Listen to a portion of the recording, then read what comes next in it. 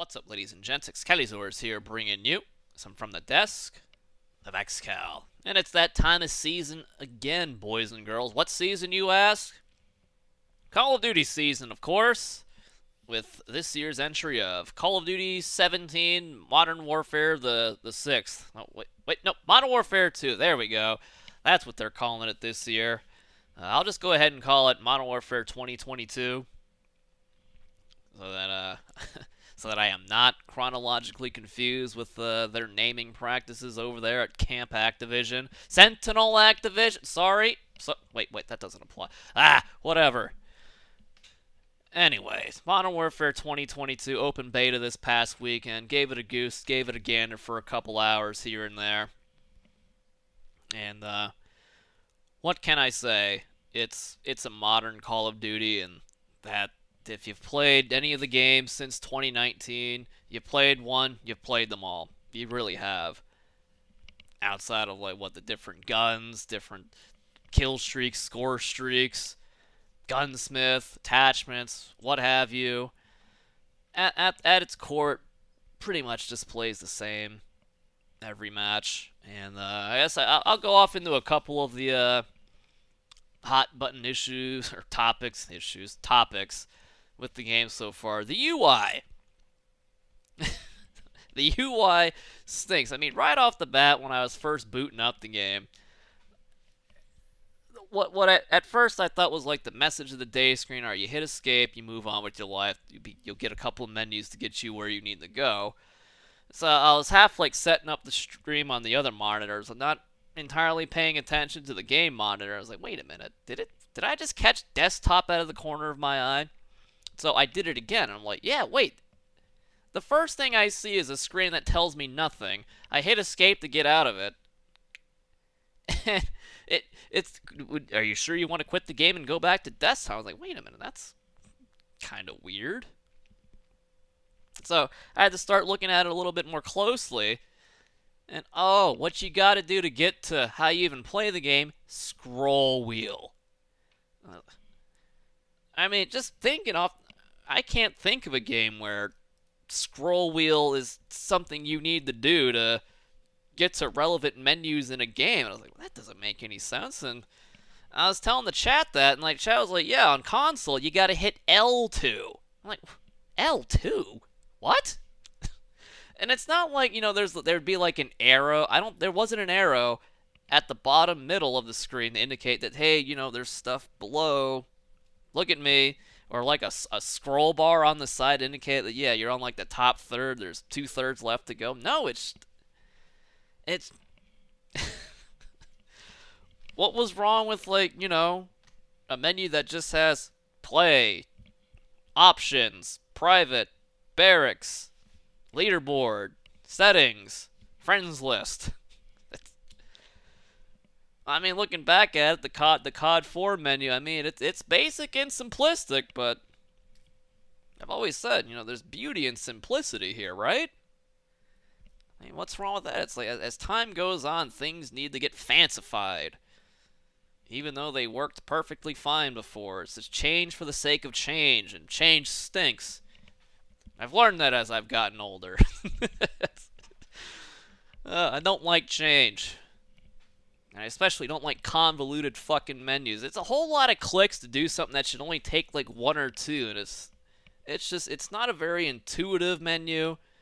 It's like did they design this for tablet gameplay, mobile gameplay? It's off. It doesn't seem right. Footsteps. That's that's an interesting choice they decided to make. Especially with their minimap choice, where they don't want people to be punished for shooting their gun by showing up on the minimap, but seems like you get punished for moving around. It's kind of conflicting there. It's like, what's the message here, dog? It's not computing with me. And and the level of visual recoil, I mean. And plus, just the visuals of shooting at people in general. I really wish we'd go back to the Black Ops 4 way of things. And, everyone has, nice Christmas light LEDs on their character so that even if they're in a dark, dank corner using their fucking $25 skin blending into the shadows of the background or whatever, at least I could still see him. He's all lit up like a Christmas tree. It's great. Yeah, I guess those days are long gone too. Gotta sell those microtransactions somehow. And those $24 skin packages don't. I mean, it's Papa Bobby's got to pay them bills somehow. The visuals and the recoil. I guess they figured maybe that's where the game needs to go after what 2 years of the Warzone meta just being 50 and 60 and 70 round ARs with laser recoil. It's like maybe we'll try outing a little bounce to that and see how that goes. So I'm interested to see how this will be going forward with Warzone 2 and if the recoil is going to look like that. So I'll keep you posted whether here or on the live streams. Take your pick. And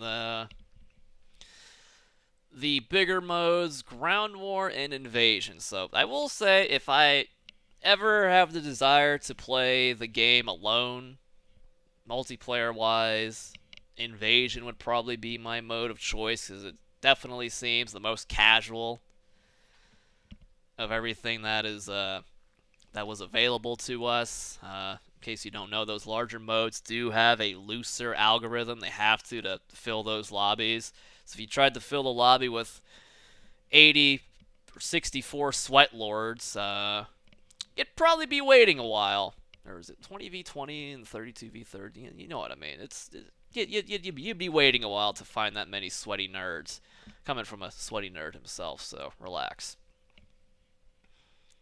But the maps are too big. The Invasion maps, it's giant 3-lane maps with tons and tons of 3- and 4-story buildings with rooftops.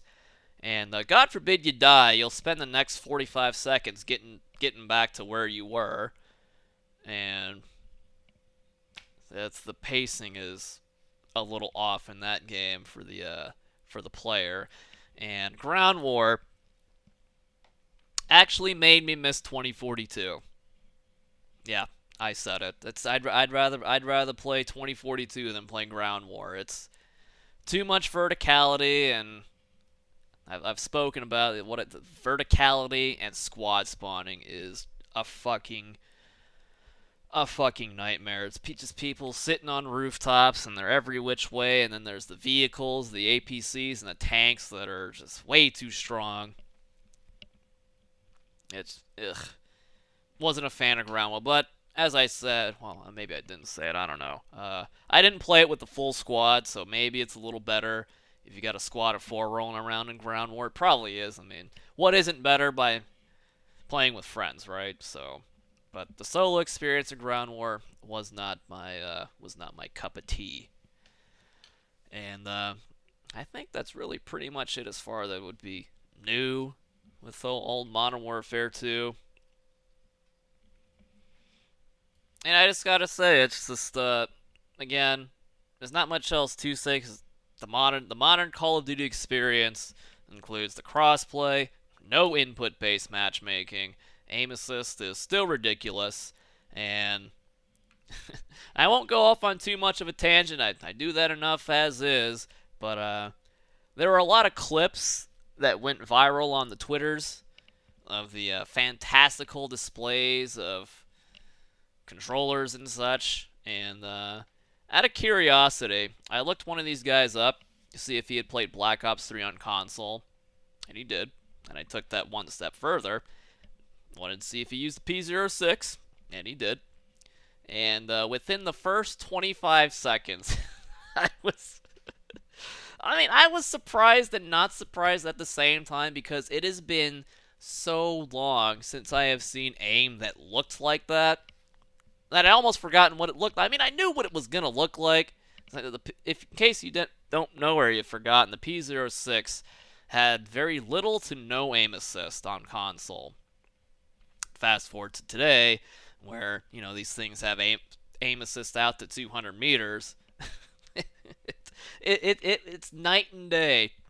And now, granted, over the course of 7 years, especially if you game for a living, you'll probably get a little better.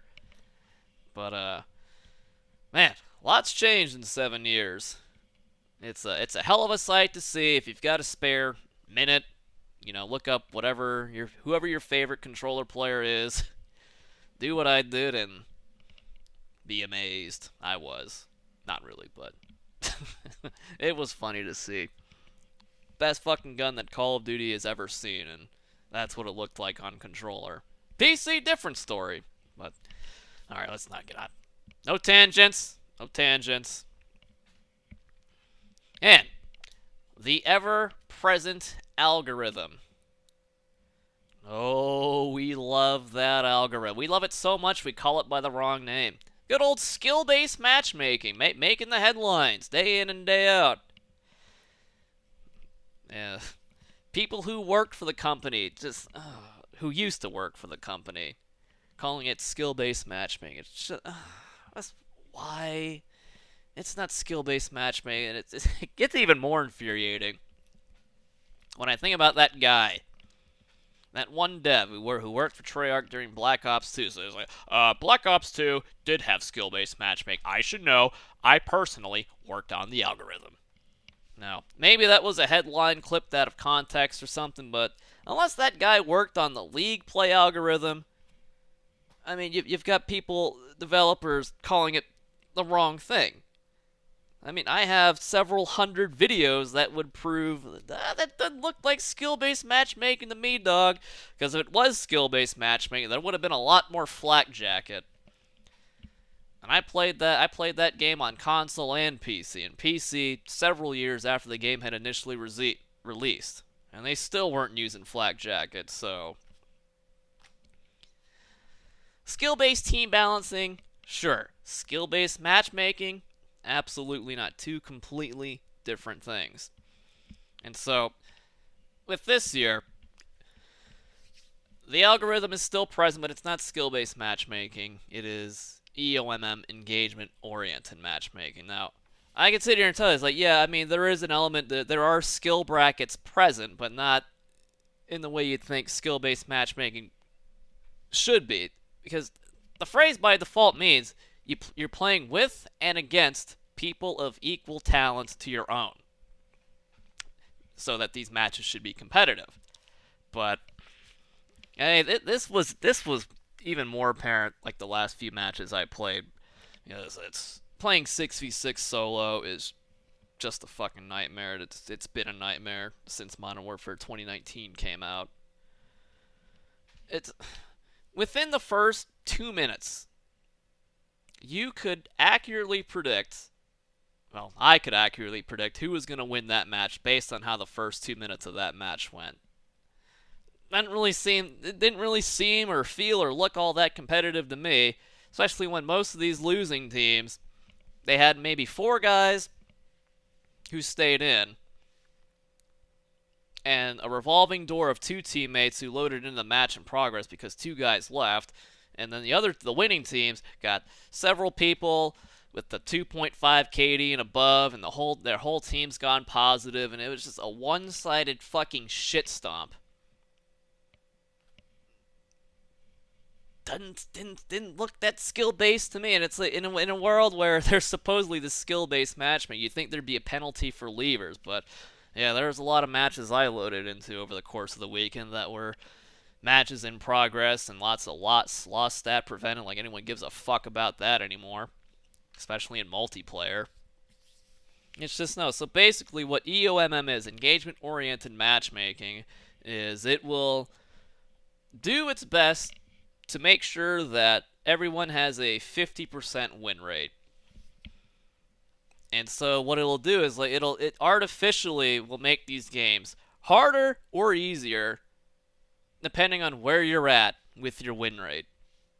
That's pretty much what it tries to do, and it's, I don't know, if you've played Call of Duty long enough, you can tell when a stomp is going on, or Rare, even without the algorithm, it's rare is a game actually close, rare is a game actually competitive. It's just not something that happens often And it's when you're slated to lose, whether you're slated to win, it's like all these matches play the same. Especially if you're, in a bracket where you're not, like fishing for handouts for your cancer-stricken dad because daddy needs a brand new Corvette or anything. Sorry, had to. Actually, I'm not sorry. Fuck that shit. It's delicious water. But yeah, it's all the matches, the standard 6v6 matches outside of the meat grinder maps, your shipments, your domes, your Nuketown, so on and so forth. Outside of that, every match pretty much plays, well, even though those maps play the same, but they serve a different purpose of mindless killing and challenge farming and getting your 5 slide kills a match 15 times so you can unlock the new battle pass SMG or whatever. It's just easier.